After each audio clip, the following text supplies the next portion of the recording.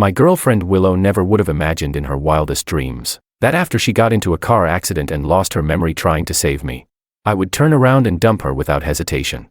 Just to go home and agree to an arranged marriage, all because I'd already overheard a conversation between her and her bestie. She had pretended to lose her memory just so she could be with her new fling out in the open. If that was the case, I figured, then I might as well let go. But who would have thought, on the day of my engagement, she'd burst into the venue yelling. All of this was a carefully planned conspiracy. Chapter 1. Mom, I've decided to come home and agree to the arranged marriage. I stared out the window and spoke calmly. You finally dumped that girlfriend of yours. I told you long ago. She's no good, but you wouldn't listen. My mom complained, but she was clearly happy. All right then, since you've come to your senses, come back soon. The wedding's in half a month. I've looked into the girl, she's reliable. Okay, I got it. After hanging up, I looked around at the home Willow and I had shared for 5 years. I still couldn't understand, how could she not be a good woman? She had loved me so deeply before. Back in college, Willow had pursued me for 4 whole years, rain or shine. She was always there, always willing to help. We got together the year we graduated and moved to C-City to start our life. In those 5 years, our home had filled up with the gifts she gave me. She was a science and engineering major who hated writing. But after we got together, she wrote in her journal daily to record our happiness. 3 months ago, we were in a car crash. She pulled me behind her to protect me and got hit by the car instead. Willow had been willing to sacrifice her life for me. How could she not love me? But she really didn't love me anymore. At first, she told me she had amnesia. She said the accident caused memory loss. I felt incredibly guilty, and I swore to help her recover her memories. I took her back to all the places we had been. Told her the story behind every item in our home. Read our journals to her again and again. Still, Willow couldn't remember a thing. Seeing me upset, she looked at me guiltily and said, George, I know this hurts you. I don't want you to be sad. It makes me feel awful too. Maybe we should just break up. See, even if she didn't remember me, she still cared about my feelings. She had loved me so deeply. How could I bear to leave her? I wiped my tears and kept trying harder. And then one day, I saw her walk into a hotel with another man. When I confronted her, Willow looked annoyed. I told you, I don't remember anything. You can't expect me to be loyal to a total stranger, can you? In that moment, I was devastated. I even started to question myself. Was I wrong for pushing her? Should I just let go? Should we really break up? But then Willow hugged me. I'm sorry, I didn't mean it. I just thought maybe if I tried being with someone else, my memory might come back. It's not like I chose to forget. Right, she had lost her memory for me, so I forgave her again. And I tried even harder to help her recover. As long as she remembered, the Willow who loved me would return. I could forgive a physical betrayal, as long as her heart still belonged to me. That's how we lived for 2 more months. And during that time, Willow cheated on me several more times. I was already numb from the pain. I just kept hoping she'd remember. She had loved me so much, maybe when she did remember, she'd cry and beg forgiveness, saying she felt dirty, but I never got to see her memory return. Instead, I got the truth. Last night, Willow went out drinking. When I found her, she was chatting with an old friend, Maria. Before I could make sense of it, their conversation hit me like a truck. Heard you lost your memory? Of course not. George is going nuts trying to help you recover. You were faking it. Damn girl, that's wild. What's your endgame, though? Under the dim lights, Willow took a sip of her drink and smiled. Spending your whole life with just one guy. What's the fun in that? This way's perfect. He stays because he feels guilty, and I get to have fun however I want. I couldn't hear anything after that. I turned around and left, like a soulless shell. She lied to me. She never had amnesia. All those affairs weren't confusion. She just didn't want to be tied down. She thought life with me was boring. She just wanted to play around. So what did all my efforts mean? What was the point of reading those journals aloud again and again? Of crying while forgiving betrayal after betrayal? Was I a fool, or was she just incredibly manipulative? I cried on the side of the road like a joke, but the Willow who would once come and hold me, take me home, she was long gone. Now she was someone reveling in her nightlife. I don't even remember how I got home. All I know is that after a sleepless night, I called my mother and agreed to the marriage. I was 27. It was time to get married anyway. Just then, the door opened. Willow walked in, still wearing last night's outfit, her pretty face full of impatience. The scent of alcohol still clung to her. Another wild night. Clearly, she suddenly started walking toward me. Chapter 2. What's wrong with you? You look awful. Willow reached out and touched my forehead. That soft, caring look on her face made me feel momentarily disoriented. I stepped back. Nothing. I just didn't sleep well last night. Her expression stiffened slightly, as if she realized she couldn't hide the truth anymore. Then she simply gave up the act and shrugged like it was no big deal. Are you jealous again? She accused me. George, you should know. I don't have my memories right now. I can't promise I'll only be with you. I feel terrible too. Okay. Thinking about how the last 20-something years of my life are just blank. It's scary, so I can only numb myself this way. And besides, this might actually help me get my memory back. My chest tightened with pain, but part of me wanted to laugh. How could someone say something that shameless with such ease? Even cheating could be spun into a therapeutic excuse. Impressive. Really. But I no longer had the energy to argue with her. I shook my head. I'm not angry. You're free to do what you want. I just didn't sleep well. My voice was calm, and I probably looked genuinely unbothered. But Willow didn't seem too pleased. She turned and went into the bathroom. When she came back out, she was wearing only a bathrobe, like she'd forgotten all about our earlier tension. She smiled and walked over to me. I really want to recover my memories soon. Tell me again, when was our first date?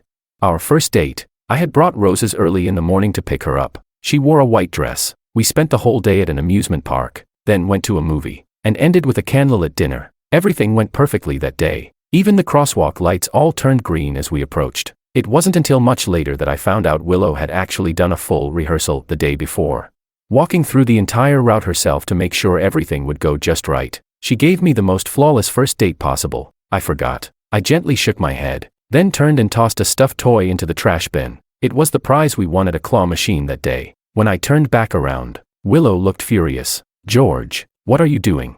You said you weren't mad, then what is this behavior supposed to be? Cleaning. I spoke calmly. Don't you think there's too much clutter in the house? It's messy. A lot of it's just trash. It needs to be cleared out. What does that have to do with whether you're mad or not? The things I used to treasure the most, after her betrayal, they all became garbage. Fine. Go ahead and throw a tantrum. Willow snapped. The more you act like this, the harder it is for me to regain my memory. I'll be watching to see who's the one crying in the end. And with that, she slammed the bedroom door shut. It was a threat. Plain and simple. I didn't respond. I wouldn't cry anymore. And I certainly wouldn't beg her to get her memories back. I'd cried enough for her in the past few months. I was completely drained. I left the house and headed to work. Willow and I worked at the same company, though in different departments. Funny thing is, even after her so-called amnesia, she could still go to work like normal. That should have been a red flag. But back then I hadn't realized a thing. When I submitted my resignation, my manager looked shocked. She was an upperclassman from college. We'd always gotten along well. You're quitting all of a sudden. Something happened? No, nothing. I'm just getting married. I smiled faintly. My family lived in City A. If I was going home to get married, of course I had to leave this job behind. You don't have to quit just because you're getting married. Laura looked a bit upset. But you and Willow have been together for so long. You've finally made it work. I won't try to stop you. That girl really went all in when she was chasing you back then. No matter rain or shine, she'd show up under your dorm every single day. There was one time you had sudden food poisoning. She skipped a major competition just to rush you to the hospital. And you two weren't even dating yet. I teased her, saying it was her big chance to shine. She just blushed and said she'd rather never have the chance, if it meant you wouldn't get sick. Gosh, she really loved you. Yeah, I nodded. She really had loved me, but that was a long time ago. The Willow who loved me had died a long time ago. Well, if that's your decision, then I won't stop you. I wish you all the happiness in the world. I nodded again, but didn't tell Laura that the woman I was marrying wasn't Willow. There was no us anymore. Laura approved my resignation. All that was left was to finish handing over my work before I left for good. As I passed by Willow's office, I saw a new intern walk in. Click. The door locked behind him. A moment later, there was a loud thud, like someone bumping into the door. Then another shadow leaned in close. I laughed. Of course, Willow was never one to deny herself pleasure or comfort. No matter the situation, between the two of us, the one left crying was always me. Chapter 3. That night, Willow didn't come home until it was very late. I hadn't gone to bed. I sat in the living room waiting for her. Willow raised her eyebrows, seemingly in a very good mood. Oh, so you finally realized you were wrong. Not throwing a tantrum anymore? Since you waited up for me this late, I'll forgive. Willow, move out. I interrupted Willow. I'll give you half a month. Find a place and move out. The reason I waited for Willow tonight was just to tell her this. Now that I had, I didn't want to say anything else. Willow's face instantly turned very ugly. Her hand trembled slightly. She looked furious. Finally, she couldn't hold it in anymore. She raised her hand and slapped me hard across the face. My head tilted to the side from the blow. Willow shouted angrily, "George, are you crazy? You dare tell me to move out? Don't forget, it was you who begged me to move in, begged me to live with you, and now you want to kick me out. But, it's not the past anymore. I took the slap without flinching. There was no longer any shame or hesitation. I said calmly, I'm going to sell this apartment. I'm being kind by telling you in advance so you have time to move. The one I loved was the Willow who had her memories. That's not you. My promises to her have nothing to do with you. And besides, didn't you say you lost your memory? Then how would you know it was me who begged you to move in? I said that and turned back to the bedroom. Only half a month left, everything would soon be over. Willow chased after me into the bedroom. You just said, half a month, does that mean I can do whatever I want in this house for the next half month? I was already very tired and didn't understand what she meant by that. I nodded and pulled the blanket over my head. I only heard Willow let out a cold laugh. George, well done. I'll make sure you regret this. At that time, I still didn't understand what Willow meant, until that night when I came home from work and opened the door. I saw a man. It was Makoto, the new intern from Willow's department. He was wearing my slippers, with an apron on, cooking in the kitchen. Willow was leaning against the kitchen doorway, looking at him with love in her eyes. When Makoto saw me, he looked a bit surprised. He asked, Babe, who's this? Roommate. Willow answered casually. Then she walked up to me. From now on, you'll sleep in the guest room. Okay, roommate. Sure, I smiled. Now I understood what Willow meant when she said I'd regret it. But no, I wouldn't regret it. Willow had underestimated me. If I regret anything, it's that I was once so stupid, that I didn't see through her sooner. If you're Willow's roommate, then join us for dinner. Makoto said with a bright smile. He had just graduated from university this year, and his smile looked so pure. Maybe he really liked Willow, so he believed everything she said. He hadn't noticed all the signs around the house that a couple had lived here. Matching cups, matching bowls. Even the aprons and slippers were couples' versions. Not to mention the countless framed photos around. Despite all the obvious proof, Willow could still say, just roommates, so confidently. She really was. I smiled again, once more marveling at Willow's shamelessness. No need to eat. Since he's going to live here, I'll move out. Wouldn't want to inconvenience you too. As I said that, I actually pulled a suitcase out of the storage room. I wasn't planning to stay long in C-City anyway. Finding a random hotel was better than staying here, watching two lovebirds act all sweet. You're really leaving? Willow suddenly raised her voice. She didn't even bother to keep up the act anymore. George, what kind of temper tantrum is this? Her delicate brows furrowed. She was visibly annoyed. I worked all day. I'm exhausted. Do you know that? Can you stop with the drama already? I'm not throwing a tantrum. I felt a bit powerless. There were so many things I wanted to say. But I realized there was no point. I wanted to say, you were the one who betrayed me first. You were the one who pretended to lose your memory to fool me. I wanted to say, I'm not throwing a fit. I truly want to leave. But what's the point of saying any of that? Just then, there was a knock at the door. I turned to open it, and the person standing there was Maria. But she didn't even look at me. Her eyes went straight to Makoto, who stood beside Willow in an apron. Maria instantly became excited. Kaito, when did you come back? Why are you here? What are you talking about? This is Makoto. You've got the wrong person. Willow quickly cut her off. Maybe I did. Maria looked embarrassed. But she couldn't help staring at Makoto. No, seriously, he looks way too similar. Chapter 4. I didn't even know who this Kaito Maria mentioned was. But ever since Maria arrived, Willow had put away her usual impatience. She turned to Makoto and smiled sweetly. Darling, look, my friend came to see me. Why don't you head home for now? I'll make it up to you properly another day. Okay.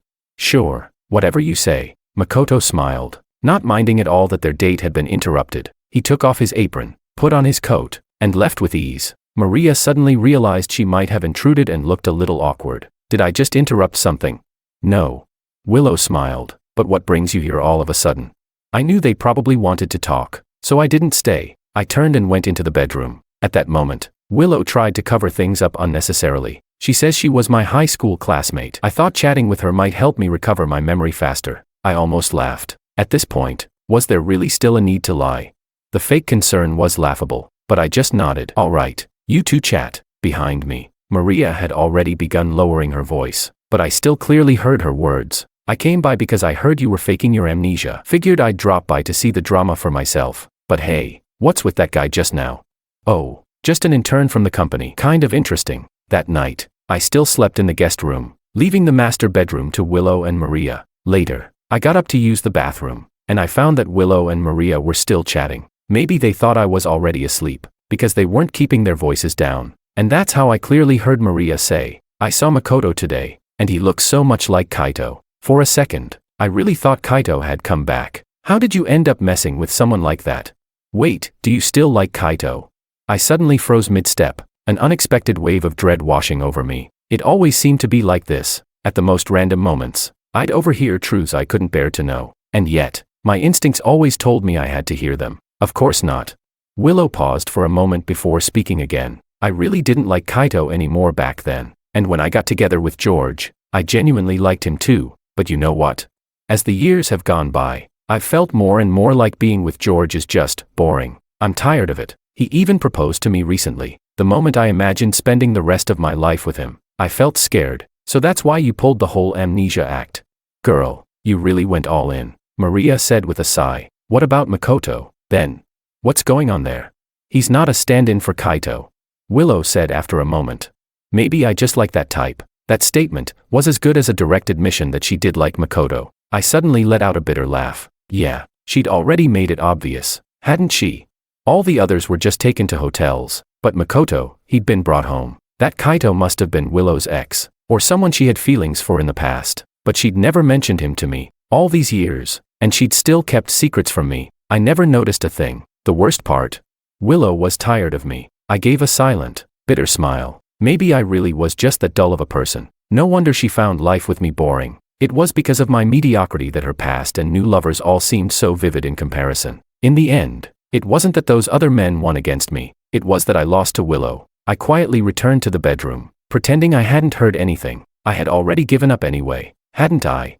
When I woke up the next morning, Maria had already left. Only Willow and I were left in the apartment. I finally opened my mouth. Willow, honestly, there's no need for you to do all this. Willow raised an eyebrow. What? You finally realize you were wrong, that you shouldn't have been so moody with me? She walked over with a beaming smile, wrapping her arms around my neck. See, even if I lost my memory, I still love you. You know what that is? That's instinct. I love you this much, and you're still picking fights with me. You're such a heartless man. I shook my head, helpless. I gently pushed her away. What I meant was, when I said 2 days ago that you should move out. What I meant is that we've already broken up. I gave you ample time to find a new place. Seeing Willow's face get darker and darker, I spoke slowly and clearly, each word deliberate. So next time, don't tell anyone I'm your roommate. My current title should be, Your Ex-Boyfriend. Chapter 5. Fine, whatever. Willow sneered coldly. She raised her hand, as if she was about to slap me again, but this time, she held back. I simply looked at Willow with calm eyes, so calm it might have seemed indifferent. It was as if no matter what Willow did, it would never change anything in me. I had once seen how Willow looked when she loved me. I loved that version of her, too, but the Willow in front of me no longer loved me. I didn't know why she refused to let me go even after falling out of love, but I was done tolerating her behavior. George, you're being such a jerk. You'll regret this, she snapped. She glared at me stubbornly, but her eyes started to redden uncontrollably. Almost instinctively, I wanted to pull her into a hug, to comfort her and tell her not to be upset, but then I remembered her lies, her betrayal, her so-called feelings for Makoto, or maybe it was always Kaito in her heart. I fought back the instinct. I didn't want to show even a shred of tenderness to Willow anymore. I gave a faint smile. Who are you planning to bring home this time? Do you think this kind of act can still get to me? Willow, do whatever you want. Bring home someone new every day if you like. I won't care anymore. We're done. You're breaking up with me just because I lost my memory. Willow looked at me with the kind of expression someone would give a heartless player. She glared at me in fury. You're unbelievable. She said this and stormed out of the house in such a rush that she didn't even bother changing out of her slippers. I watched her back disappear and sighed silently. For a moment, it seemed like she still loved me, but how many people had she said that same love to? It felt fake. I couldn't take it anymore. Over the next few days, Willow didn't return home. I didn't care. She had plenty of places she could go. That night, just after I left the office, I got a call from an unfamiliar number. When I picked up, it turned out to be Maria. George, Willow's drunk. Come pick her up. Maria gave me the address of a bar and hung up right away, as if afraid I might refuse. I sighed. Willow had so many new flings and old flames. Why did she call me after getting drunk? But I still went. The bar was dimly lit. I frowned as I weaved through the booths, finally spotting Willow, completely wasted. Maria looked visibly relieved when she saw me. She's your problem now. I've got things to do. I'm heading out. She bolted out like she was fleeing from something. I couldn't help but feel like Maria was somehow afraid of me. I didn't dwell on it. I patted Willow's back gently and called out to wake her up. Come on, I'll take you home. Willow groggily opened her eyes and wrapped her arms around my neck. I hate you, she mumbled. I nodded. Just as I was about to lift her up, a drunk from the next table caused a scene. A beer bottle flew toward me, but before it could hit me, Willow shielded me with her body. She was already drunk, and that blow knocked her out cold. I froze. My whole body stiffened, a chill creeping from the inside out, paralyzing me. The last time I felt this scared was 3 months ago during the car accident with Willow. I couldn't even begin to imagine what I would do if something happened to her. I quickly pulled myself together, scooped her up, and rushed to the hospital. After a round of exams, the doctor calmly told me that the blow hadn't caused any real injury. She was going to be just fine. Only then did I finally relax. Since she was all right, I could breathe again. By the time I got Willow back home, it was already deep into the night. I was utterly drained. I just wanted to rest. I placed Willow on the bed. Just as I walked out of the bedroom, I saw her phone lying on the floor. I picked it up and saw several messages from Maria on the screen. Are you okay? Was my aim good? Did George believe you? Sis, update me when you can. I'm anxious as hell. In an instant, it felt like I was struck by lightning. That bottle earlier, it was Maria who threw it. What was she trying to make me believe? What kind of twisted drama was waiting for me next? I had been so nervous, so scared just moments ago, and now it turned out I'd been deceived again. Willow, what the hell do you take me for? How can you lie to me like this, again and again? What else am I supposed to believe in? What exactly are you trying to do? I was full of frustration, but I had no one to talk to. Numbly, I walked into the bathroom. When I came out again, I was suddenly pulled into a tight embrace before I could react. At some point, Willow had woken up. Her eyes were red, and the moment she touched me, tears began to fall. She looked devastated, like she was at her breaking point. George, I'm sorry. I remember everything now. In that moment, I understood. This whole charade was about regaining her memory. Willow clung to me like she loved this man more than anything in the world. But how can real love come with betrayal? How can love involve lies? That's not love at all. I didn't say a word. I didn't know how to respond. Should I put on a joyful performance? Say something like, darling, you finally got your memory back. We've made it through the worst. Or should I confront her with rage? Willow, do you think I'm a fool? That you can lie to me however you want and I'll keep falling for it? Do I look brainless to you? Both reactions would have made sense, but I was just too tired. The exhaustion, from the inside out, left me with no strength to respond at all. I didn't want to. I couldn't. Willow, getting no response, looked hurt. She buried her head in my chest. George, I know I've done a lot of horrible things lately. Do you think you can't forgive me? I'm sorry. I don't even know why I acted that way. I was scared when I lost my memory. I didn't do it on purpose. But now that I've remembered everything, I promise you, those things will never happen again. Please, forgive me. Okay. Still, I said nothing. Willow's move was predictable now. After I'd firmly told her I wanted to break up, she probably realized she had pushed things too far. So, she staged this dramatic act about regaining her memory. To be honest, her acting was good enough to become a professional actress. If I hadn't seen the truth with my own eyes, I might have actually believed her performance. The thought of myself being played like a fool made me feel ridiculous. I gently pushed Willow away and said flatly, okay, what kind of attitude is that? Willow looked flustered. Aren't you happy I got my memory back? Or are you still mad about what happened before?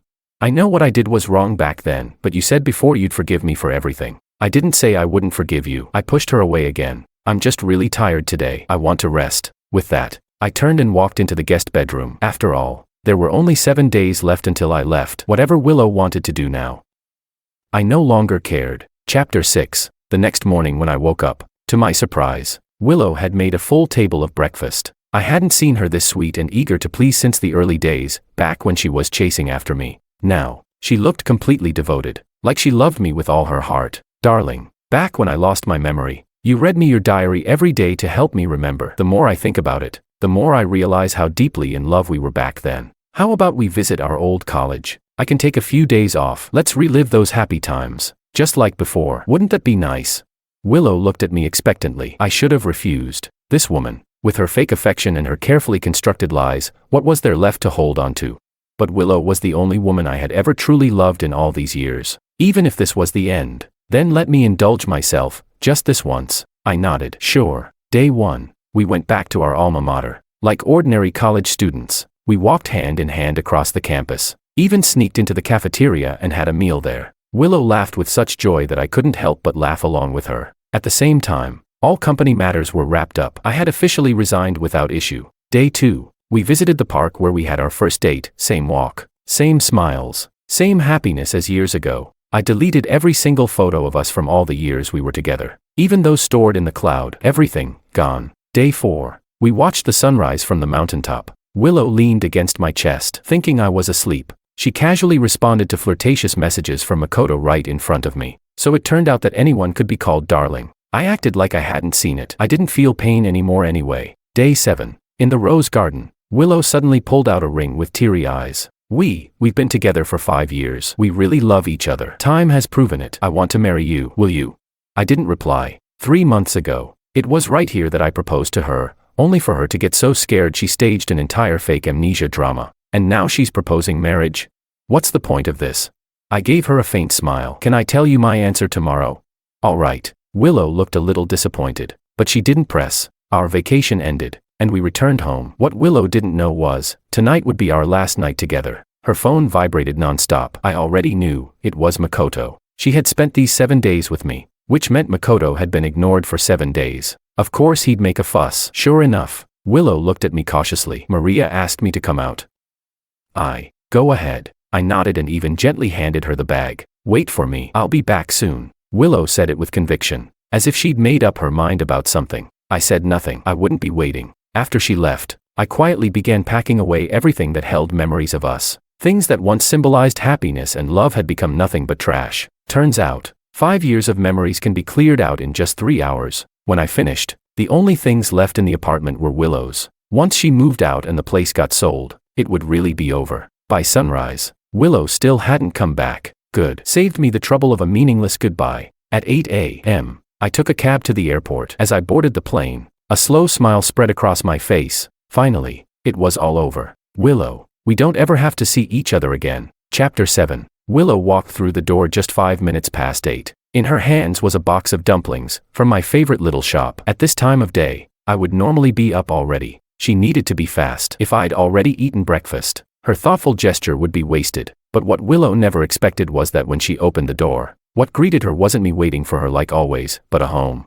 Half emptied. Some changes were just too obvious, so obvious she couldn't ignore them. The couple's portrait we had taken 2 years ago, which once hung directly across the entrance, was gone. We had once said we'd replace it with a wedding photo. The shoe cabinet no longer held my shoes. Willow's hand trembled. The box of dumplings slipped from her fingers and fell to the floor. The packaging split open, and the lovingly prepared breakfast turned into a mess. But Willow didn't even glance at it. She rushed straight into the bedroom. No one there. She checked the study, the guest room, the bathroom, the kitchen. She searched every corner of the apartment at lightning speed, but found no trace of me. My clothes were gone. The cabinet in the living room where we kept gifts for each other in our photo albums was empty. That person, and everything tied to him, was gone. But that didn't make sense. We were just fine yesterday. She even proposed to me. Sure, I didn't say yes, but I told her I'd give her my answer today. Was this the answer? George, what is the meaning of this? You owe me an explanation. Panic overtook Willow. Choking back tears, she pulled out her phone and dialed my number over and over again. But all she heard was the same cold voice. The number you have dialed is unavailable. Please try again later. After a long while, it slowly dawned on Willow, she had been blocked. She opened her social apps, and sure enough, there it was, a red exclamation mark. Many couples, especially young ones, often use breakups as a way to test each other's love. Just look at someone like Maria. In just 1 year of dating, she had broken up and gotten back together with her boyfriend multiple times. But in 5 years, Willow and I had never broken up, not even once, and we had never blocked each other. I wasn't the type to go back and forth, so if I blocked someone, it meant I was done. If I said we were breaking up, it meant we really were. No. You can't just say you don't want me and then actually leave. You can't do this. Willow snapped. She turned and ran out the door. Today was a weekday. Even if I'd broken up with her and moved out, I still had to go to work, right? I don't care what stunt you're pulling. George, I'll forgive you. As long as you're still with me, I'll forgive you. She kept muttering to herself, like she was brainwashing her own heart, as if repeating it enough would make it real, as if I'd appear beside her again. Tell her we were still in love. She floored the gas pedal all the way, ran through 2 red lights in a daze, but nothing else mattered to Willow anymore. Willow rushed into my office, only to find it completely empty. Just then, Laura happened to walk by. Hey, Willow, what are you doing here? Where's George? Willow's voice suddenly rose. Right now. She looked almost frightening. Where's George? Don't you know? He quit, Laura replied, blinking in surprise. He said he was getting married. What happened between you two? Getting married? I see. We're fine. Everything's great, Willow replied, then quickly turned and left, not even caring that she was skipping work today. George was getting married. That must mean he was accepting her proposal. If that was the case, then why did he move out? Could it be because she had brought Makoto back into that home? Willow convinced herself that must be it. It had to be. George, you get jealous so easily, don't you? She muttered with a soft chuckle, but that just means you care. It's okay, I forgive you. You love me so much. You even took the gifts we gave each other when you moved out. Just for that, I forgive you. There was no way she was going back to work today. Willow headed home once again, but just as she approached the building, something in the trash bins caught her eye. Her heart skipped a beat. She walked closer. Sitting right at the top of the garbage pile was a stuffed bear, over a meter tall. Wasn't that the same bear George had bought her 3 years ago? Why was it in the trash? And that wasn't all. She saw more things, photos of her and George, the gifts they exchanged, his toothbrush, slippers, his towel, so many things, all in the trash. They weren't taken, they were thrown away. What about her? Was she being thrown away too? Tears streamed down Willow's face like rain. The nearby cleaning lady was startled. Miss, are you okay? She asked. These. I'm taking them back, Willow choked out. These were hers. What gave George the right to just throw them out? How could he do that?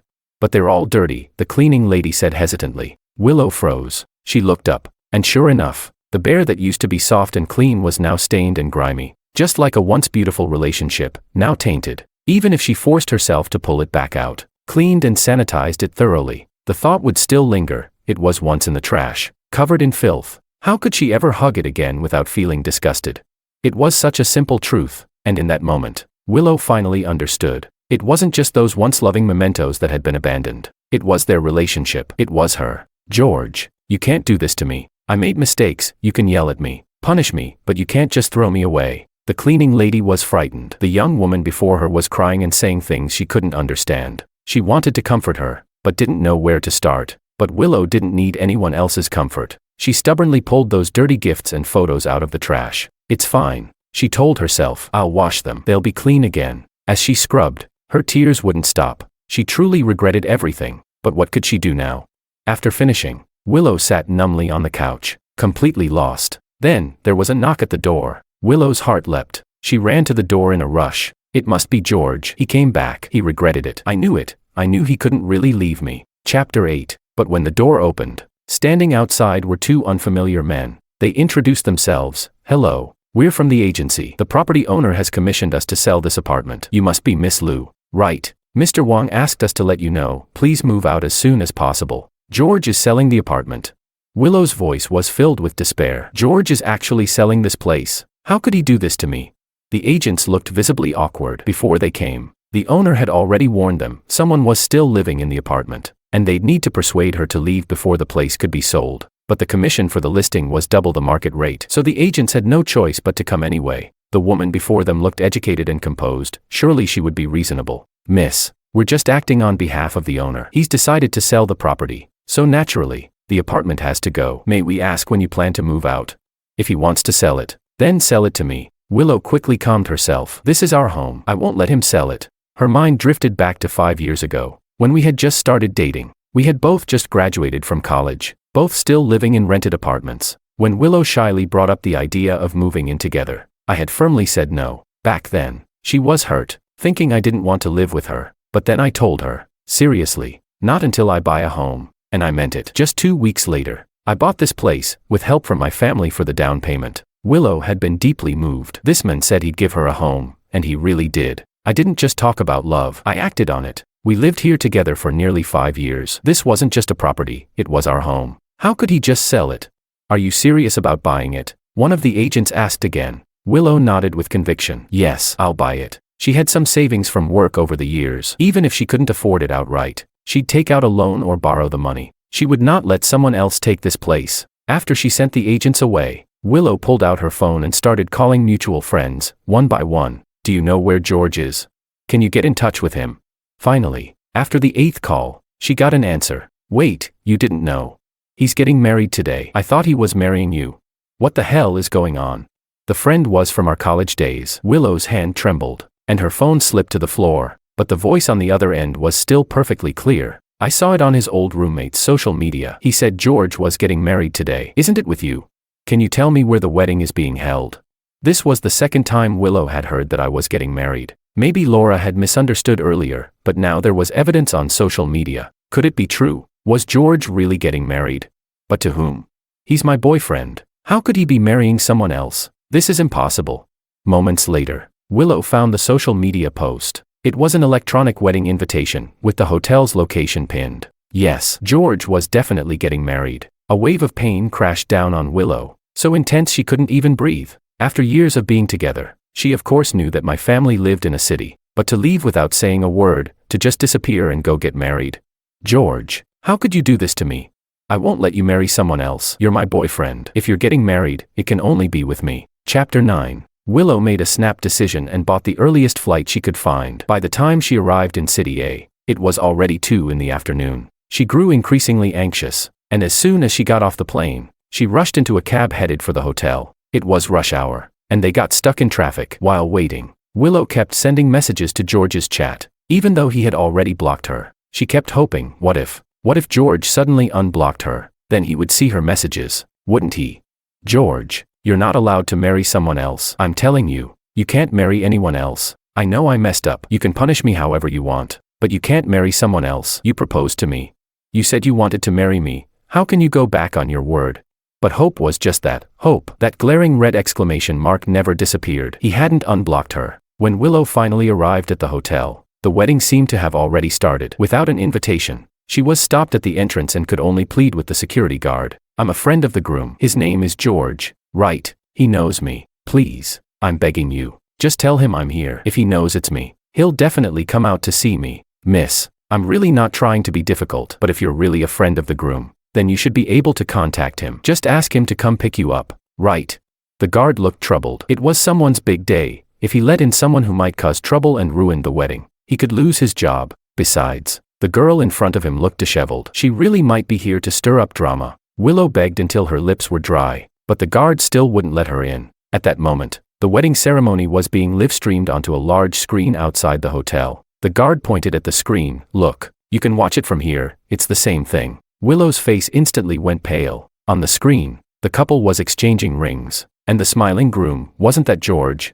Just yesterday, he had still been her boyfriend. They were so happy and in love. They had gone home together, so how could he be marrying someone else today? Willow finally broke down. She crouched down on the ground and burst into tears. George, how can you do this to me? How can you betray me like this? You can't. But her cries, her heartbreak, none of it reached him. Only the security guard beside her stood there, silently thankful that he hadn't let her in. He had already guessed, this must be the groom's ex-girlfriend. No way he was going to let her ruin the wedding. Inside the venue, I had no idea what was happening outside. I followed the steps and completed the final part of the ceremony. I was really married, not to Willow, the girlfriend I had dated for 5 years, but to a woman I had only met for the second time today, Anna. Everything felt surreal, disjointed, like a dream, but it was real. During the toasts, friends couldn't help but comment on how sudden everything was, but of course, no one dared to say such things in front of the bride. Amidst the peaceful celebration, a staff member quietly came to my side. After hearing what they had to say, I couldn't help but frown. Still, I couldn't just ignore it. I discreetly explained the situation to Anna, then stepped out of the hotel. At the entrance, Willow was there, trying to force her way inside like she'd lost her mind. She looked completely unhinged, as if she had no sense of reason left. The hotel staff, worried she might do something drastic, had informed me. Seeing Willow again stirred up complicated emotions in me. I had thought we would never see each other again. We'd been together for years. I knew Willow well. She was always decisive, never one to linger after a breakup. If she got dumped, she'd walk away without looking back. I never expected her to actually come looking for me, and how had she even found me in such a short amount of time? As soon as Willow saw me, her tears fell even harder. I sighed and pulled her into a quiet corner. I didn't want to become a public joke on a day like this. Why are you here? What do you mean, George? What do you mean by this? Willow choked out between sobs. Are you really marrying someone else? How could you?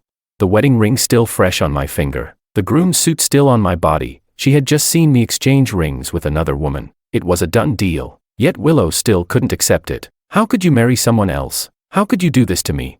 I already told you. I spoke softly, a bit helpless, a bit conflicted. We broke up. It's over between us. I told you a long time ago. I was calm, but Willow couldn't accept it. She stubbornly insisted. But the reason you broke up with me was because I lost my memory. I've recovered now, haven't I? Why are you still breaking up with me? Is it because of what happened before? I admit I made mistakes, but they were understandable, weren't they? As long as you don't break up with me, I'll do whatever you want. George, I'm begging you, don't leave me, please.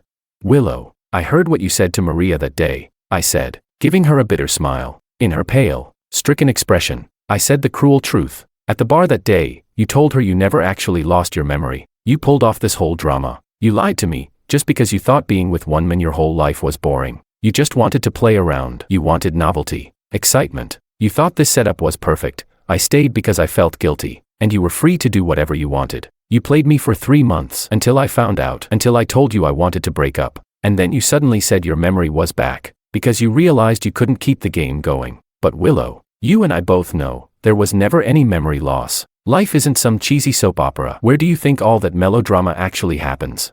I took a deep breath, trying to suppress the bitterness in my chest. You just wanted to play around. You wanted novelty, excitement. That whole memory loss story was just your excuse. The ridiculous part is, I actually believed you at the start. No, George. Willow tried to defend herself, but I cut her off with a cold, mocking laugh. I kept thinking afterward, how could I have believed you, when you clearly never lost your memory? I tried so hard to help you regain it. I read our old journals to you. I pointed to our photos, to every single memory we shared, and told you our story, again and again. And what were you thinking while I did all that? Were you laughing inside? Did you think, what a joke this man is? Willow, did you think I was just some fool you could spin around in circles? Did you feel powerful, like nothing was beyond your control, as long as you wanted it badly enough? Chapter 10. I spoke word by word. I was using the most venomous thoughts to speculate about Willow. I was deliberately shattering the love we once had, piece by piece. In this cruel way. This is how disgraceful we've become. How pathetic. There shouldn't be even a trace of warmth left between us. I was wrong. I was really wrong. By now, Willow finally no longer dared to harbor any illusions. She finally stopped disguising everything with lies and pretenses. She sincerely apologized and admitted her mistake. George, I'm sorry. I was wrong. I was just scared back then. You suddenly proposed, and I wasn't prepared at all. I just panicked for a moment. I never meant to break up with you. You never meant to break up with me, but you still betrayed me. I said calmly. All those things you did, do you really think you deserve to be forgiven? Willow, what if I had done what you did? What if I had gone to hotels with woman after woman? What if I brought my side chick home, right in front of you, and told her you were just a roommate I shared the rent with? What would you think then? With your temper, you probably would have killed me, right? Willow couldn't argue, because with her temper, she really would have done that. Don't even mention the 5 years we were together. Even during the 4 years when she was the only one in love, when she was pursuing me, the moment someone else got close to me, even slightly, she would lose her mind. Her possessiveness was that extreme. When she liked someone, she needed that person to belong to her forever. So how did she dare to go so far? Searching her heart, Willow couldn't even recall what gave her the courage to be so reckless, so outrageous. After thinking over and over again, it seemed like there was only one reason. She had lived a life that was too good for too long. She got used to this person's tenderness, got used to this person's love. We had been together for too long. From the time she first pursued me, it was like I had been pulled into her world. So much time had passed that she took it for granted. No matter what happened, no matter how bad it got, this person would always be hers. He would never leave her. But now, reality had taught her a harsh lesson. She was the one who soiled our relationship. So for me to throw her away, I wasn't wrong. If she had any self-respect left, she should walk away right now. She shouldn't entangle herself with another woman's groom. But Willow couldn't do it. She clung to me like a madwoman. George, I know that no matter how many times I say sorry now, you'll never forgive me, but I really do know I was wrong. I don't know why I went insane like that. I already regret it. I'm begging you. Please forgive me, but I'm already married, I said, gently pushing Willow away. Not only that, I know even more now. I know that you used to like someone. His name was Kaito, right? I laughed mockingly. I also know that you like Makoto now, and I know that I look a little like him. Maria said that Makoto looks a lot like Kaito. So, do I also look a bit like Kaito too? No, it's not like that. It's not. It was like Willow had been struck at the deepest, most hidden part of her heart. She shook her head quickly. As if, as long as she shook it fast enough, none of it would be real. As if everything could still be covered up and smoothed over. But ever since the night I heard that truth, I had already figured out exactly what was going on. Chapter 11. Willow. Back when we first met in college, you fell for me at first sight and then started pursuing me. Was it because you genuinely liked my type? Or was it because I reminded you of someone you used to love but never ended up with? 9 years. 9 whole years of entanglement. I don't want to believe that I was just someone's stand-in. When I saw Makoto that day, I didn't think much of it at first, but once I found out that Makoto looked like Kaito, I looked in the mirror, and it hit me. I looked like Makoto too. So what did all these years even mean? If Willow never truly liked me that much, then everything she did afterward would make sense. If you don't really love someone, then nothing matters. That's why she could hurt me so easily, without a second thought. If it had been Kaito who ended up with Willow, she probably wouldn't have needed to chase after excitement or something new all the time. I never saw you as someone's replacement. Willow choked back her tears as she spoke. I loved you. All these years, I only loved you. It was always you. I never did what you're thinking. I clearly didn't believe her, but Willow continued. Yes, I did like him back then, but I was just a teenager, young and clueless. Later on, I really did love you, only you. Willow knew all too well that she had already committed more than enough sins in our relationship. She couldn't bear to be accused of one more. She explained quickly. As for Makoto, that was really just a coincidence. There's nothing between me and him. That day, I was just trying to piss you off. You told me to move out. I acted out. I was impulsive and selfish. But just last night, weren't you still with him? I sneered. If Willow hadn't left, maybe, on that final night, we could have parted on decent terms. But Willow hadn't even given me that much. Under blow after blow of emotional betrayal, with each cruel truth stacking up, she was now on the verge of collapse. Because yes, it was true. Last night, Makoto reached out to her. In fact, he had been contacting her over the past few days. Willow felt she owed him a proper goodbye. It seemed wrong not to. At first, she had only planned to have a little fun with Makoto. He was young, energetic, the type she used to fall for. But when I said I wanted to break up, she genuinely panicked. So she dropped the games. She chose to cut ties with that tempting world out there. She chose to have only me. That's why she went to see Makoto, just one last time. They drank, but nothing happened. Willow turned him down. Back then, she truly intended to settle down with me. She just didn't expect that I wouldn't even give her the chance. None of that matters anymore. Willow, what matters is, I'm married. I lifted my right hand, showing her the ring. Do you see this? I'm already married. I won't do anything that would betray my wife, and I don't think you want to be the kind of person who breaks up someone else's marriage, either.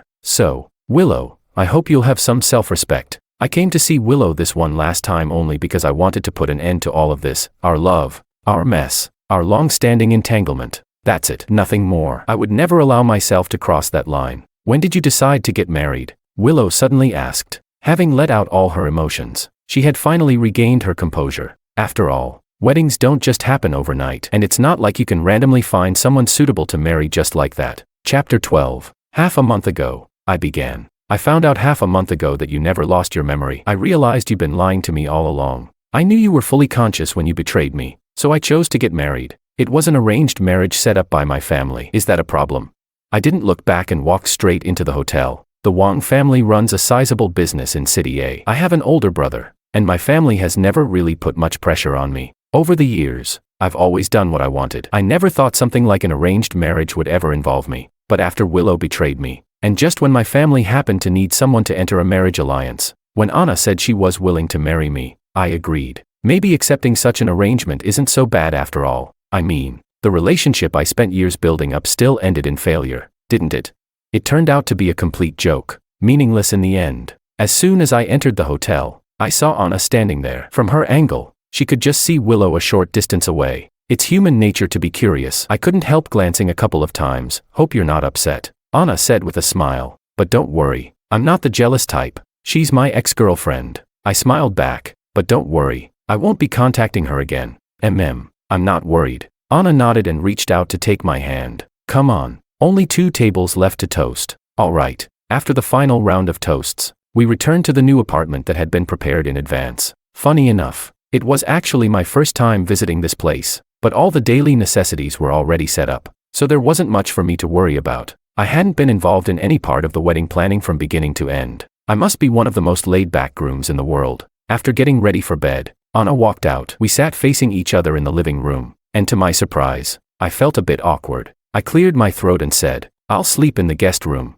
I respect that, but I don't think it's really necessary, is it? Anna stood up, walked to me, and raised her beautiful face with a determined look. Despite her gentle and quiet appearance, she spoke quite directly. I'm not planning to have an affair, and I'm not planning to get a divorce either. Even if this is an arranged marriage, eventually, We'll have to live like a normal married couple. What? Are you planning to sleep in the guest room forever? I felt awkward. I didn't know how to tell Anna that I couldn't imagine lying on the same bed with someone I was only meeting for the second time. All right, I respect that. Feelings take time to develop. After all, Anna didn't push me. She turned and went into the master bedroom. I sighed. Seemed like I upset her. After washing up, I went to the guest room. A plain and quiet wedding night. The newlyweds sleeping in separate rooms, not disturbing each other. Peaceful, in a way. The next morning, bright and early, my phone started ringing like crazy. Still groggy, I answered. It was my mom. Mom, what's going on? Oh, nothing. I just wanted to ask how your first night as a married couple went. Mom, I felt a bit helpless. Why is my mom so gossipy? Hey, you didn't ignore Anna last night, did you? That girl has had a crush on you for years. What did you say? I snapped awake instantly. What do you mean she's liked me for years? Wasn't yesterday only the second time we've ever met? Where's the years coming from? You didn't know. Oh dear, you silly boy. My mom suddenly raised her voice. Are you really clueless? Or just pretending to be? She's liked you for so many years. If it weren't for that, why would she even agree to an arranged marriage with you?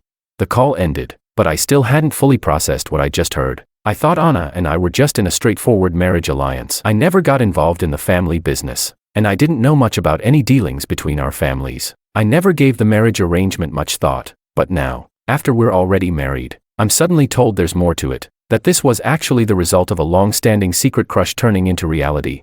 I walked out of the bedroom in a daze. At some point, Anna had already gotten up and was doing yoga in the living room. I was curious. I really wanted to ask her, what's the deal with this so-called long-time crush?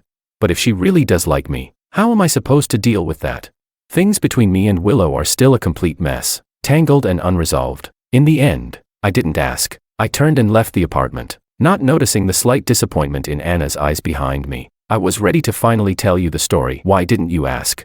Outside, I didn't know what I should be doing. Just then, the real estate agent called. They had confirmed it. Willow really was trying to buy that apartment. I was silent for a while, then finally said, "Don't sell it to her, and please let her know I'd like her to move out as soon as possible. I don't want her affecting the sale." I hung up the phone, still unable to make sense of Willow's actions. That apartment isn't cheap. With her job, Willow hasn't saved much over the years, especially not after buying a car. And honestly, that apartment isn't even a great deal in terms of value. If she's so insistent on buying it, the only reason must be because we once lived there. But we've broken up. Our relationship is over. It's just a place. What's the point of holding on to it? What I didn't know was, Willow had already made up her mind. She wouldn't give up on the apartment. And more importantly, she wouldn't give up on me. Just then, my phone rang again. This time it was Laura. "Senior, did you need something? You got married, and not to Willow." I knew this was what she was going to ask about. I sighed. "Yeah, we broke up. Sorry. I didn't explain things clearly last time. I really didn't expect you two to split. You used to be so in love," Laura said with regret. "But I'm just an outsider when it comes to relationships, so I won't try to give advice. Now that you're married, just focus on your new life. Thanks, Laura." After hanging up, I felt a bit emotional. I didn't want to deal with more questions from friends, so I posted a short update to my social media. Married. Don't ask. Don't disturb. Chapter 13. I wandered around for a bit, but in the end, with nowhere else to go, I had no choice but to return home. Anna didn't seem to mind my inner conflict at all. She had already prepared breakfast. "You're back. Come eat," Anna said with a soft smile. But maybe because I was feeling guilty, I couldn't help but think the way she looked at me carried some strange, unreadable meaning. Before coming back to City A, it was already agreed that I'd start helping out at the family company this time. But there was no rush to start work. My brother had waved his hand generously and given me 2 weeks of marriage leave.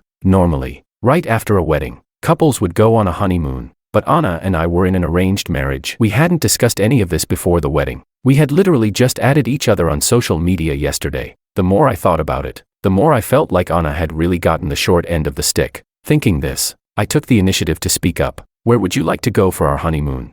Anna's face lit up with a smile. "I'll go wherever you want." "All right, I'll look into some good options. Oh, by the way, Mom already helped us plan a few honeymoon ideas." As Anna spoke, she sent me a few documents. As expected, when Mom handles things, everything's top-notch and reassuring. In the end, Anna and I decided on Bali. Even while boarding the plane, I was still marveling. Having a mom like mine really is a blessing. After landing, Anna naturally reached out and held my hand. I stiffened up a little. After all, these past years, Willow was the only one I'd ever been that physically close with. In that moment, I honestly didn't know how to respond. But Anna acted completely natural, so natural that if I said anything, it would have felt like I was overreacting. She even explained politely, "I don't know my way around here. I don't want to get lost." It was a reasonable excuse. Naturally, I couldn't argue. I didn't notice the sly little smile on the woman beside me. I have to admit, going to a brand new place, leaving behind all the stress and overthinking, that kind of travel really can help heal a person's heart. At least during these 2 weeks,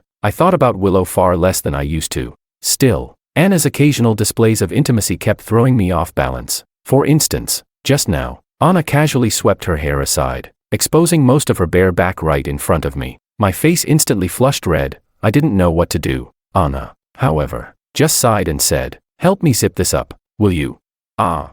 Sure. I clumsily zipped up her dress, my hands stiff and awkward. Anna simply sighed again. "Honey, we're already married. We're husband and wife now. Don't act like I'm seducing you or something, okay?"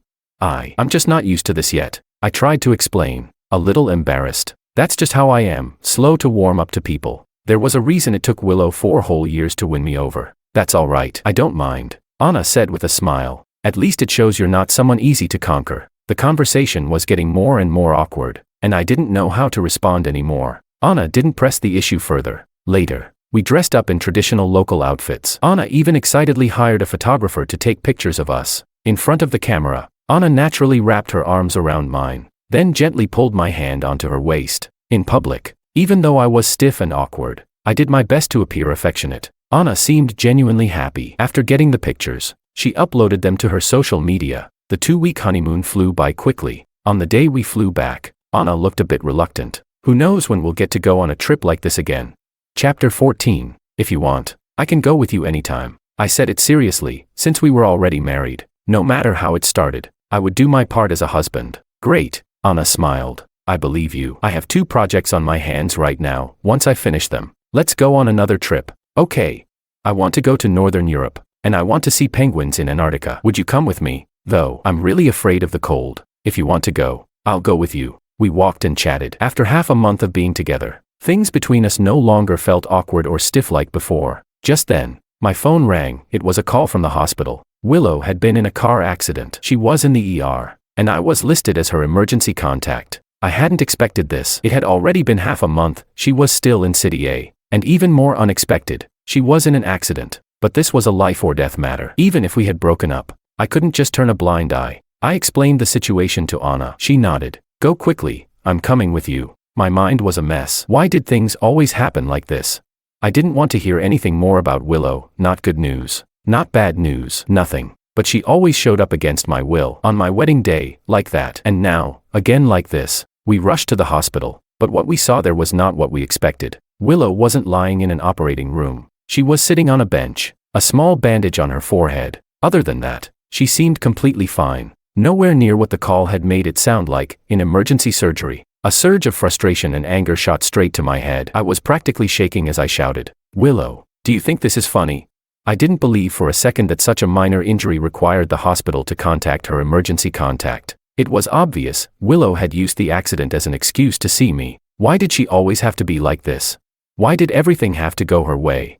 Why did everyone always have to give in to her?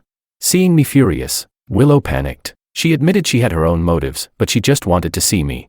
"I couldn't reach you. You blocked me everywhere. I tried every social media app you use. I asked friends to reach out, but you ignored them too. George, I've been in City A this whole time. I tried everything I could think of to find you, but I couldn't. What else was I supposed to do?" Tears fell from her eyes as she spoke. This past half-month had been the most powerless period of her entire life. She wanted to find me, to apologize, to beg for forgiveness, but she couldn't do anything. Even our mutual friends had started avoiding her, like she was some kind of plague. How did things end up like this? They had been so in love. All their mutual friends had once cheered for their wedding, celebrated their relationship. So why had it come to this?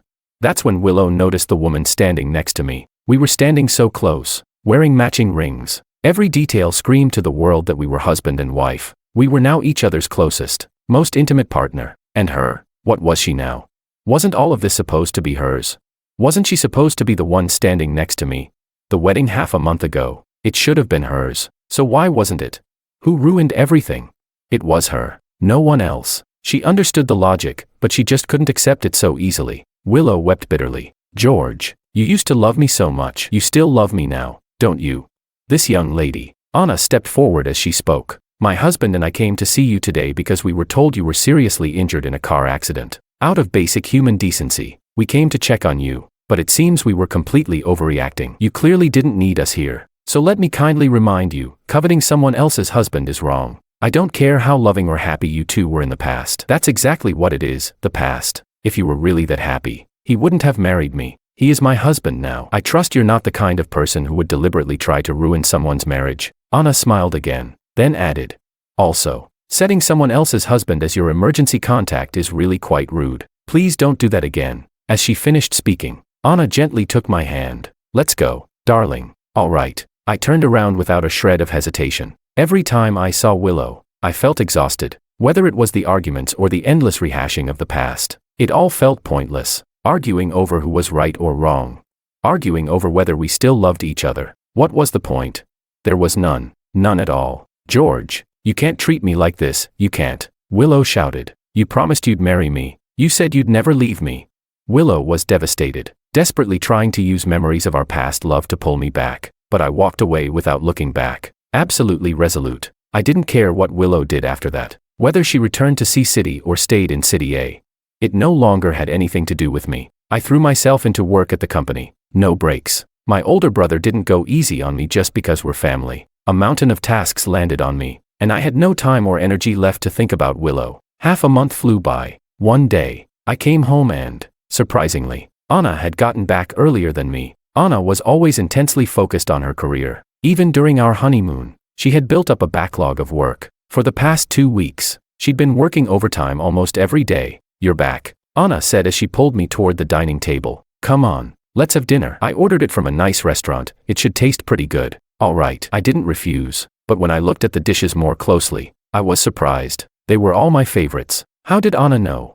Maybe I wore the question on my face, because Anna smiled and explained. I asked Mom, but she said you haven't been home much in recent years, so these were things you used to love. She wasn't sure if you still like them now. I do. Thank you, it's really thoughtful of you. I was touched. I've never been good at dealing with other people's kindness, let alone Anna's, especially with the complicated emotions in her eyes. I tried to respond the way I usually did, to keep it casual, to brush it off, but then Anna spoke again. It's not a big effort. When you like someone, doing things to make them happy, that's just natural. The words hit me like a punch. I started coughing uncontrollably, nearly burying my face in my bowl. Chapter 15. Anna got startled and reached over to pat my back. What? Am I that scary? Did I shock you that badly?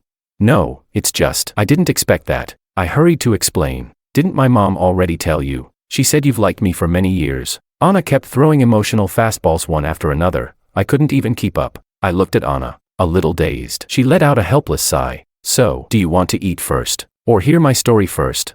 Let's eat first. Somehow, I ended up just following Anna's lead, but hey, at least I got a proper meal in. Maybe it was because the food was exactly to my taste. But Anna's words from earlier didn't affect my appetite at all. After dinner, I instinctively got up to clear the table. When I was done, I noticed Anna holding a large photo in her hands. I walked closer. It turned out to be a class photo from my high school graduation. A whole grade group photo with hundreds of students. I couldn't even tell where I was in the picture. But Anna.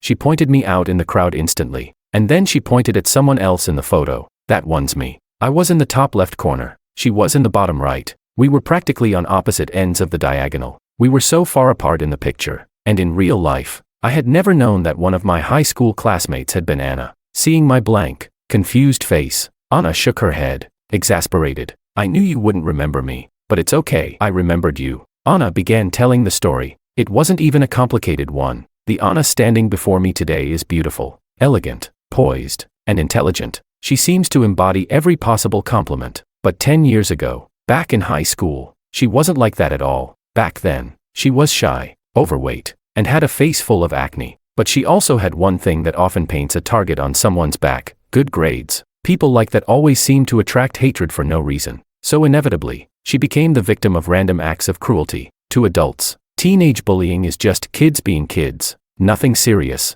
but for the one caught in the storm, it can feel like the end of the world. One day, Anna was locked inside the equipment room. It was me, running back late to return a basketball, who happened to unlock the door and let her out. That was our first meeting. Of course, I didn't remember any of it. 3 months later, Anna had dirty water poured all over her by a group of classmates. I just happened to be walking by at that moment. Back then, I was known for having a good temper. I rarely argued with anyone, but that day, I lost it. I took off my school jacket and draped it over Anna. Then turned and snapped at the kids who had done it. I even threatened them. If you ever do something like this again, I'm calling the police. Chapter 16. Anna looked at me with a smile. Do you know how incredibly handsome you looked back then? Sorry, I don't remember, to be honest. As Anna told her story, I could vaguely recall some of it, but beyond what she mentioned, I couldn't remember anything else. That doesn't matter anymore, Anna said, smiling. It was just a young girl's secret feelings. And from that moment on, they had quietly settled on this one person, me. But back then, she was full of self-doubt. She didn't think she was worthy.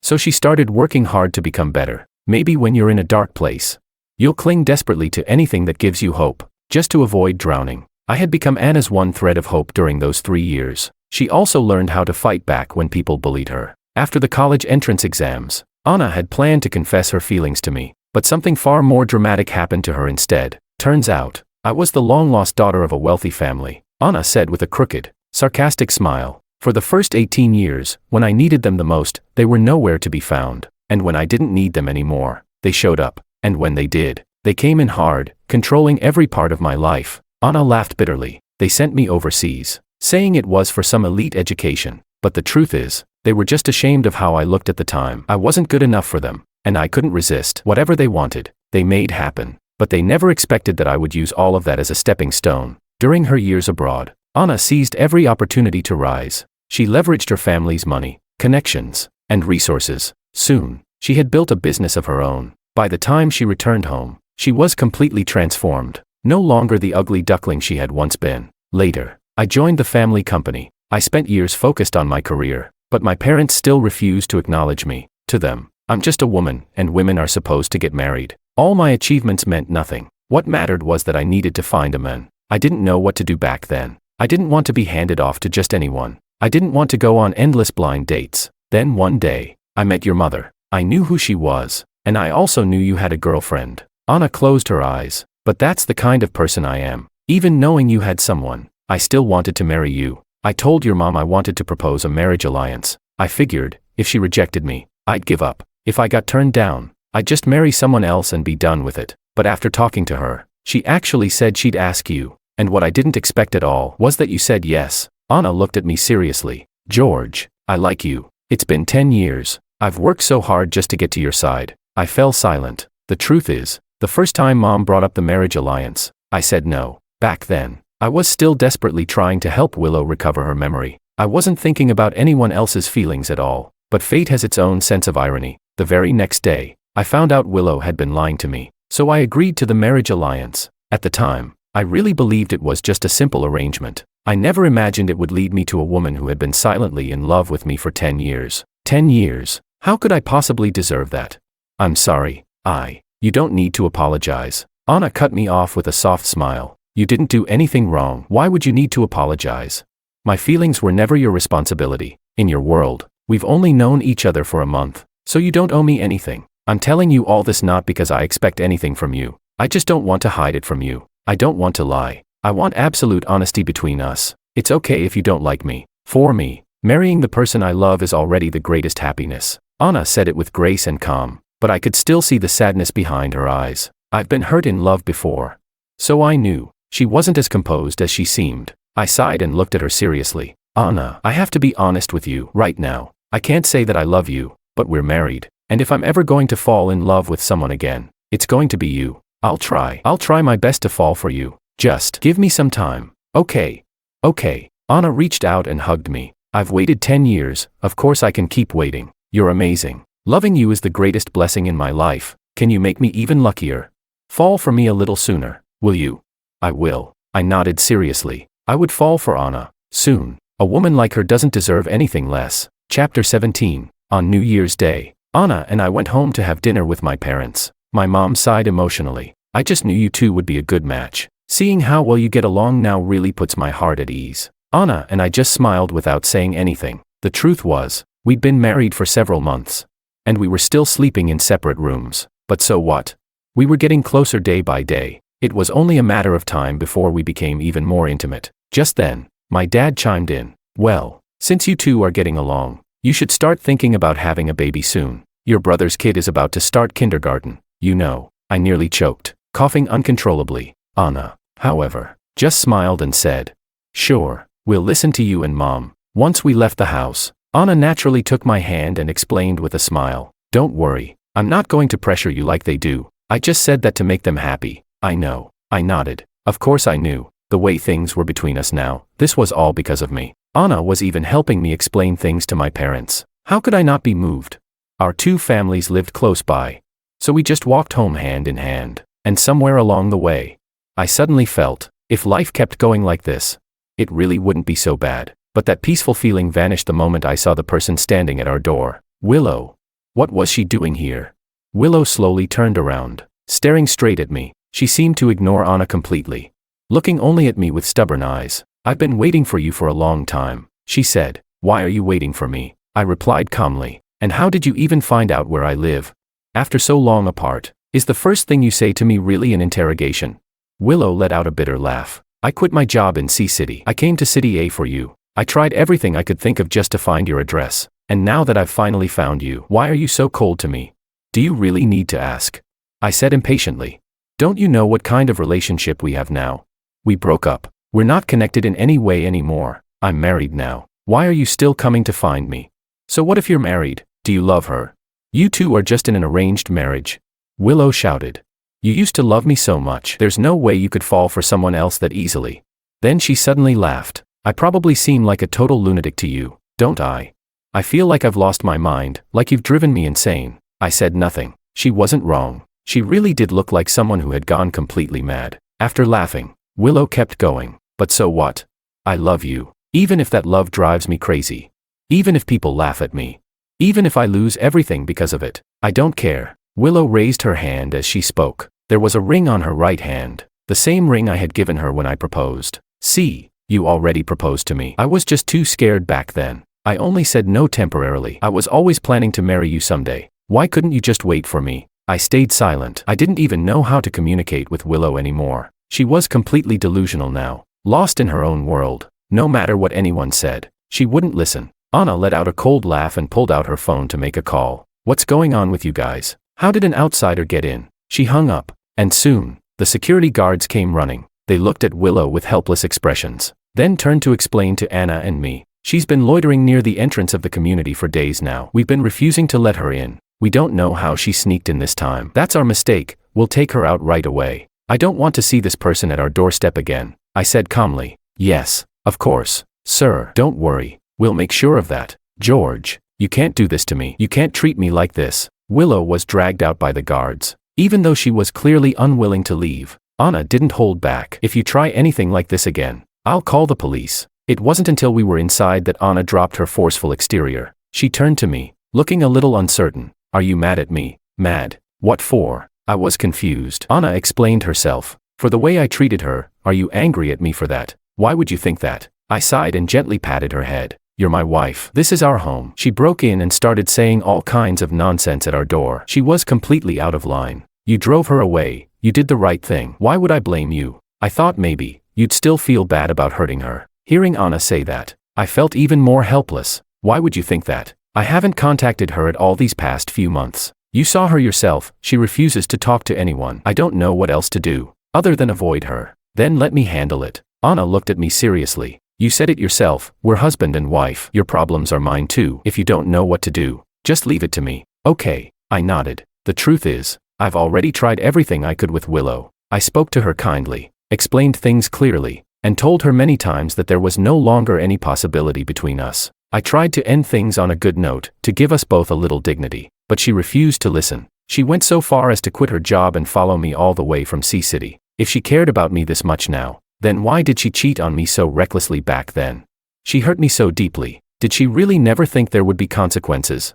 But those were her mistakes. I have no obligation to pay the price for them, and I definitely don't owe her endless patience. I'm not that much of a fool. Chapter 18. Inside the cafe, Willow was already waiting early. I had finally agreed to meet her. As the door opened, she stood up excitedly, only to see Anna walking in. What are you doing here? Willow's expression turned sour. Of course it's me. Who did you think it would be? Anna gave a faint smile. He's not going to see you. I just didn't want you bothering us again. So I came instead. What do you want from me? Do you even know how long we were together? What makes you think you can compare to me? Willow sounded arrogant, but only she knew how panicked she really felt inside. After all, Anna was my lawful wife. While she was just an ex-girlfriend who had made a huge mistake, I did a little digging on you. Anna raised an eyebrow. You did a lot of things to hurt George while you were together. A lot. You two broke up entirely because of you. Because you betrayed that relationship. You pushed him away with your own hands. So what right do you have to regret it now? This is between the two of us. It's none of your business. Willow glared at Anna, furious. How did Anna know all of this? Did George tell her? Was he angry? Was he furious? Did he hate her? Anna ignored her rage. No, there are still things you don't know. Anna spoke slowly. Your dear friend, Maria. Her family had some business they needed my help with, so I gave her a little guidance. If she helped me with something, I'd work with her. Can you guess what that something was? A realization struck Willow. Her eyes widened in disbelief. Anna smirked. That's right, it was about you and me. The first time, at the bar, when she asked if you had memory loss, George was already at the door. He heard everything. And Maria, she did that on purpose. She wanted George to hear it. The second time, Maria came to your house. She deliberately brought up those guys from your past, the ones you had messy history with. George was right outside the door. Again, intentional. She said all that so George would hear. The third time, you and Maria staged that little performance, that act where you pretended to recover your memories. Of course she played along, but afterward, she made sure George found out it was all fake. You see, you're a joke. Everything you did was full of holes. George's heart was shattered long before this. So tell me, what makes you think you still have a chance to win him back? And you? Willow shot back, eyes blazing. What gives you the right to scheme against us like that? Who was this woman? How could Anna be so calculating, so manipulative? And now she was even bragging about it. Suddenly, Willow felt like she had found Anna's weakness. She leaned in, her voice rising with excitement. Anna, George used to love me so much, and you planned for us to break up. If he knew about this, do you think he'd forgive you? He'd probably be desperate to divorce you. Anna didn't flinch. Instead, she gave a dismissive shake of her head, and lifted her phone with a calm smile. On the screen, the call interface clearly showed an ongoing call, with me. Chapter 19. Willow stared in shock. How could Anna? How could she dare say all of that in front of him?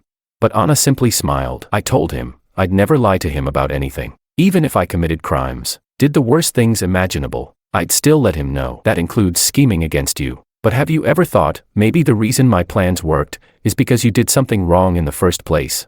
Anna looked at Willow calmly. Back then, I knew you two were dating, but I couldn't accept it. So I investigated you. I found out everything you did, how you faked amnesia, how you messed around with other people behind his back. You lied to George. Of course he had the right to know the truth. I could have just told him directly, or I could let him discover it slowly. I chose the latter. And now you think you still have the right to argue with him, to make a scene. Even knowing all this, even knowing I was behind it, he still chose to stay with me. He asked me to come and persuade you to leave. Isn't that enough for you to understand? Willow was crying uncontrollably. He can't treat me like this. He sold our house. Our home is gone. I quit my job and came all the way to City A for him. He can't just do this to me. He never asked you to do any of that. Anna replied coldly. That was all your choice. Don't pin it on him. Your selfishness, your foolishness, your recklessness, they all helped me in the end. I should be thanking you, but between you and him, there is absolutely no chance left. This is your warning. If you show up again in front of him spouting some nonsense about love or feelings, I will make sure you understand what it truly means to lose everything. With that, Anna stood up and left. Not far away, I was waiting in the car. I watched calmly as Anna walked over and sat beside me. So this is what you wanted me to know. I let out a tired sigh. I had often wondered before, why did I always just happen to learn the truth through Maria? But I never imagined Anna had a hand in it. Anna's eyes turned red. I've always wanted to tell you, but I didn't know how. No matter how I put it, it would make me sound like a manipulative, scheming bitch, and maybe I am one. But you know what? I've gotten greedy. At first, I just wanted to marry you, but now, I want you to love me. I want you to love me without a single doubt. And sometimes I regret what I did. I'm sorry. Alright, that's enough. I pulled Anna into a tight embrace. Thank you for being willing to tell me everything. If you hadn't helped me back then, I might still be falling for her lies, but you did keep it from me for a long time, and I'm still a little mad about that. As I said this, Anna's face instantly filled with tension. I avoided her gaze on purpose. So, here's your punishment. For the rest of your life, You're not allowed to keep anything from me again. Deal?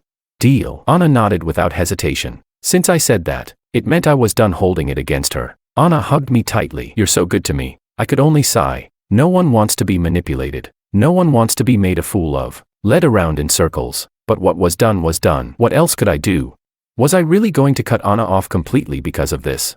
That wasn't going to happen. The most important thing was, Anna did all of this because she loved me, and for that, I could forgive her. Willow, unwilling to give up, caused a few more scenes afterward, but she couldn't even get close enough to see me. Anna guarded me strictly, never giving her a single chance to cause trouble. Eventually, Willow had no choice but to give up. She disappeared, and I could finally live in peace. I could finally settle down and enjoy life with Anna, and on a beautiful night, we naturally, and finally, moved in together. Chapter 20. On our first wedding anniversary, Anna was acting mysteriously. She told me she had a surprise for me. I didn't ruin her excitement, I just smiled and agreed. On the way home, I kept wondering, what kind of surprise could it be? But no matter how much I thought, I couldn't guess. After all, anything Anna called a surprise couldn't possibly be something ordinary. It wasn't until I stepped through the door and saw Anna standing up from the couch with a smile. She walked up to me and gently placed my hand on her belly. Her stomach was still soft and flat. I didn't understand at first, but Anna just smiled. In a few months, you're going to be a dad. I froze. 3 months ago, we had just moved in together, and now I was going to have a child. Anna gave me all the time I needed to let the news sink in. I stood there stunned for a long while, then I finally smiled. Wife, this is amazing. This is the best gift I could ever ask for. I lifted Anna into my arms and gently set her down on the couch. Thank you so much. I'm really the luckiest man alive to have met you. No, I'm the lucky one, Anna said sincerely. She was the salvation that fell from the sky when I was just a teenager, the safe haven called home in my 20s, and the partner to spend all the days and nights of the rest of my life with. I held Anna tightly, as if I never wanted to let go again. Back then, I really thought I didn't deserve happiness anymore. I had exiled myself, prepared to live in loneliness forever, but I never expected to find true love waiting just around the corner. I looked at her and spoke from the heart. Anna, I love you. I love you too, she said, eyes brimming with tears. I've loved you for many years. She had finally gotten the answer she had waited so long to hear, and Anna wept with joy. She had waited so many years for this day, and now, it had finally come. The 13th time Willow was rejected in a job interview. The interviewer told her, politely but clearly, though there wasn't a position for her in City A, the company had branches in many other cities. She was welcome to apply anywhere but here. That was the moment Willow finally realized. Someone didn't want her working in City A, this massive city, and yet not a single company dared to hire her. She opened her phone. That same account had posted something again. 1 year ago, right after I had broken up with her, a stranger's account had added her. At first, she didn't think much of it, but not long after, she started seeing me in the posts. The honeymoon trip, the dinners, the shopping trips, the movie nights. Everything we did together, posted in vivid detail. Willow knew exactly who it was. It was my wife, Anna, and she knew why Anna added her. To let her see it all, to show her everything she had lost, to make sure she regretted it, to remind her that she had ruined everything and that there would be no second chance. That day, Anna had posted a pregnancy test, 2 pink lines. She was pregnant, and all of Willow's persistence over the past year now felt like a cruel joke. She had quit her job, left C City, moved to City A, all for the sake of winning me back. She couldn't even see him one last time, and now, she had to witness the joy of him becoming a father. But who could she really blame? Wasn't all of this exactly what she deserved? Hadn't she brought it on herself? This was the life she chose, so who else could she hold responsible? In the end, Willow gave up completely. Why had she been so afraid when I proposed to her? Why had she done something so absurd, so destructive? It all traced back to when she was a little girl. Her father had abandoned her and her mother. He'd started a new family somewhere else, and left them behind. So even now, if Anna hadn't been pregnant, even if we were already married, Willow could have convinced herself to keep being shameless, to be that woman, the homewrecker, the other woman chasing some so-called true love. But Anna was pregnant, and Willow had to ask herself, would she really want a child to grow up the way she had?